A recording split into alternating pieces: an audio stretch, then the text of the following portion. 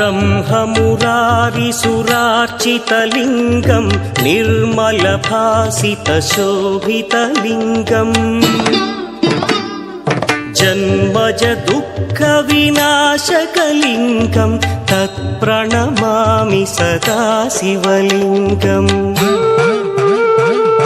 देवमुनिप्रवरार्चितलिङ्गं कामदहन करुणाकरलिङ्गम् रावणदर्पविनाशकलिङ्गं तत्प्रणमामि सदा शिवलिङ्गम्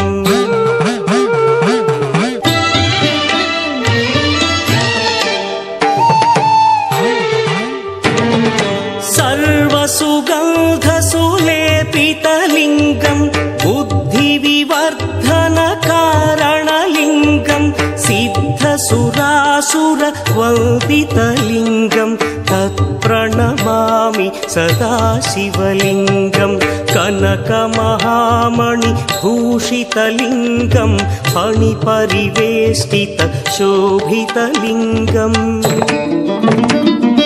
दक्षसुयज्ञविनाशकलिङ्गं तत्प्रणमामि सदा शिवलिङ्गम् कुङ्कुमचन्दनलेपितलिङ्गं पङ्कजहार सुशोभितलिङ्गम्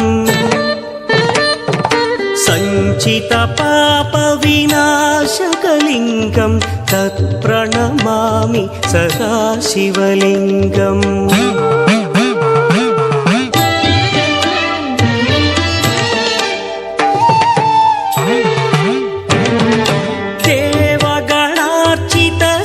देवगणार्चितसेवितलिङ्गं भावैर्भक्तिभिरेव च लिङ्गं दिनकरकोटिप्रभाकरलिङ्गं तत्प्रणमामि सदा शिवलिङ्गम् अष्टदलोपरिवेष्टितलिङ्गं सर्वसमुद्भवकारणलिङ्गम् अष्टदरिद्रविनाशनलिङ्गं तत्प्रणमामि सदा शिवलिङ्गम्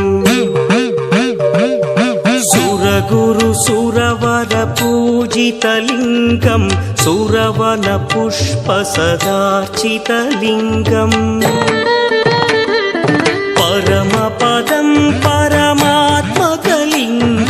तत्प्रणमामि सदा शिवलिङ्गम् त्रिदलं त्रिगुणाकारं त्रिनेत्रं च त्रियायुधं त्रिजन्मपापसंहारं एकबिल्वं शिवार्पणम् त्रिशाखैः बिल्वपत्रैश्च अच्छिद्रैः कोमलैः शुभैः तव पूजां करिष्यामि एकबिल्वं शिवार्पणम् कोटिकन्या महादानं तिलपर्वतकोटयः काञ्चनं शैलदानेन एकबिल्वं शिवार्पणम् काशीक्षेत्रनिवासं च कालभैरवदर्शनम् प्रयागे माधवं दृष्ट्वा एकबिल्वं शिवार्पणम् इन्दुवारे व्रतं स्थित्वा निराहारो महेश्वरा नक्तं हौष्यामि देवेश एकबिल्वं शिवार्पणम् रामलिङ्गप्रतिष्ठा च वैवाहिककृतं तथा तटाकादि च सन्तानम् एकबिल्वं शिवार्पणम् अखण्डबिल्वपत्रं च आयुतं शिवपूजनम् कृतं नाम सहस्रेण एकबिल्वं शिवार्पणम् उमया सह देवेश नन्दिवाहनमेव च भस्मलेपन सर्वाङ्गम् एकबिल्वं शिवार्पणम् सालग्रामेषु विप्राणां तटाकं दशकूपयो यज्ञकोटि